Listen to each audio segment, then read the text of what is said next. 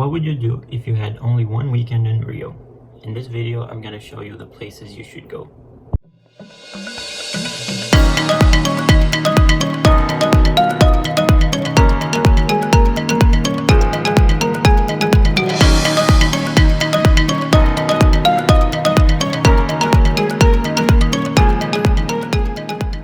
So we started our Saturday by going downtown to Colombo, the most traditional and famous pastry shop in Rio. Colombo is a very traditional place in Rio, and it has an European-like architecture. It's a cultural and an artistic heritage site in Rio, and it used to be a place where all the celebrities, writers, and people from the high society of Rio would meet up. They have a very big menu with choices of coffees, teas, milkshakes, omelettes, breads, and whatever you would eat for breakfast, and they also serve lunch.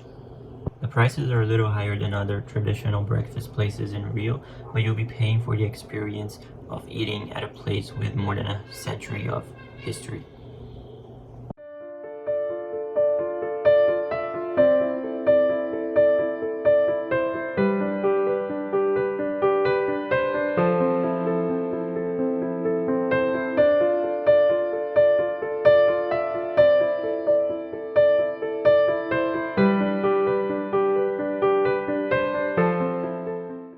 After breakfast, we took the VLT, which is the light rail vehicle, and we went to Parada dos Museus, where we have two museums, the Museum of Art and the Museum of Tomorrow. The Museum of Art has temporary exhibitions of topics that talk from samba to the history of Black people from Brazil, indigenous people, and also the history of the Cariocas, which are the people that were born in the city of Rio. While the Museum of Tomorrow is a museum focused on technology and change, so it has permanent exhibitions about topics like technology, sustainability, climate change, and how we can use technology to turn the world into a better place. I am gonna leave a card up here about another video that I made that I also went to the Museum of Tomorrow, and you can check out more information about this specific museum in that video.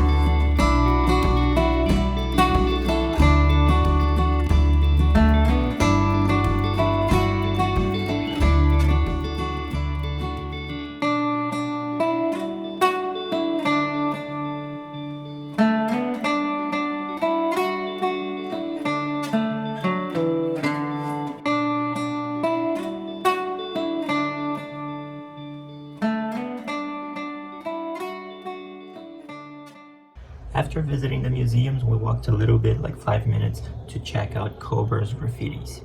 These graffitis were painted in the Olympic Boulevard, a series of constructions and renovations that were made in the port area. The museums are also part of that project in order to renovate the area for the Olympic Games in 2016. And to decorate the area, they hired Cobra, which is a famous Brazilian street artist, to paint the murals. And Cobra also has very other famous graffitis in different cities like New York, São Paulo, and all over the world. After visiting the murals, we took an Uber to Lapa. Lapa is a very traditional bohemian neighborhood in Rio. There, the main tourist attractions are the cathedral, the aqueduct, and the staircase. Our Uber left us right in the beginning of the staircase, which is very colorful, very beautiful, and then we started going up. This is a very busy place and a lot of tourists taking photos, locals singing and playing instruments, people on their houses selling food and juice to the tourists, so it's a very nice place to visit. We did not feel unsafe there, but that Lapa region you have to take some extra precautions. Unfortunately, the aqueduct area, which is below the staircase, is full of people that use drugs, and it can get complicated if you go there by yourself. So what I do recommend is going to Selina Hotel, which is a hotel right in front of the aqueduct, and you have a rooftop up there where you'll be able to see the aqueduct, the cathedral, and the skyline of the downtown.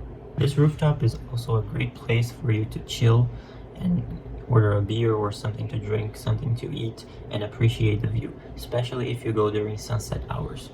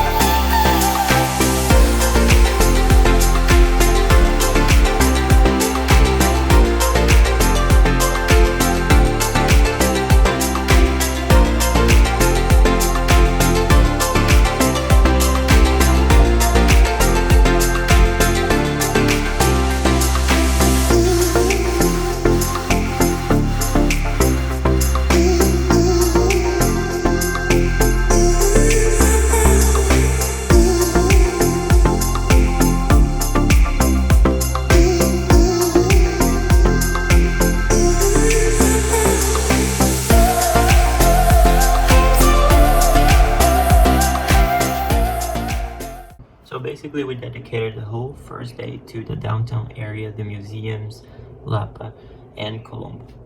And then on Sunday we started our day very early by going to Christ the Redeemer. Christ the Redeemer is easily the most well-known, the most touristic place in Rio to go. We took our van in Copacabana, and the ride there takes about half an hour. We also went on the first available time, which was 8:30 a.m., which made our visit a lot better because there's less people than if you go on the later times.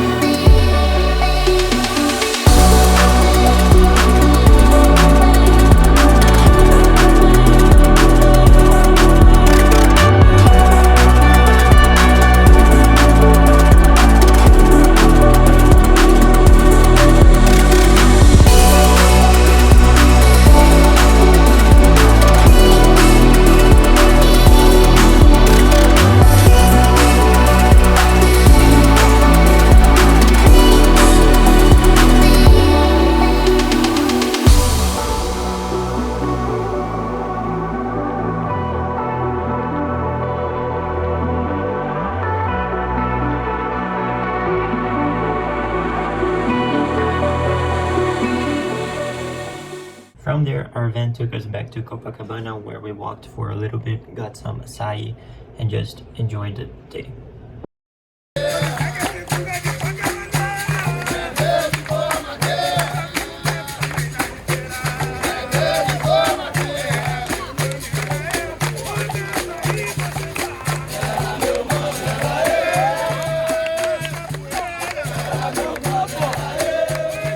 And then we walked from Copacabana to Ipanema, where something bad happened that I'm gonna talk about in a minute.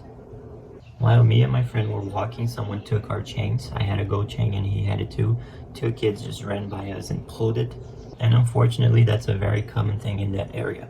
So if you are going to Ipanema, Copacabana, Lapa, I suggest that you don't take any jewelry and only take whatever it is strictly necessary. If you're a foreigner, take a copy of your passport. Don't take the original. You do not need a wallet full of cash and credit cards. Just take one credit card and the amount of cash you think you need. And if you need your phone to take a photo, a video, or look something at the map, always have the other person looking in your surroundings and try to do it as fast as possible and as discreet as possible. I also don't recommend going to the beach there, especially during summer times, because it gets very packed and unfortunately robberies are common. So there are many other beaches that I already talked about in this channel that are better than Ipanema. Regardless of anything, it's a beautiful place to walk by the ocean. There are some very good restaurants, bars that you can sit at with all the security and just look at the people and the view. But after that happened, we didn't kind of really feel like doing anything, so we just went home. And that's why I don't have a lot of footage from Ipanema. But if you enjoyed this video, leave a thumbs up, subscribe to the channel, follow me on Instagram and TikTok at Luca on the go. And let me know in the comments down below what would be the perfect weekend in Rio for you. Is there something you would do different? Is there something you would remove? Something you would add? So let me know in the comments down below. And I'll also be going on a super long road trip, a month and a half with a friend. So probably the next videos on the channel will be about the trip. So stay tuned for more.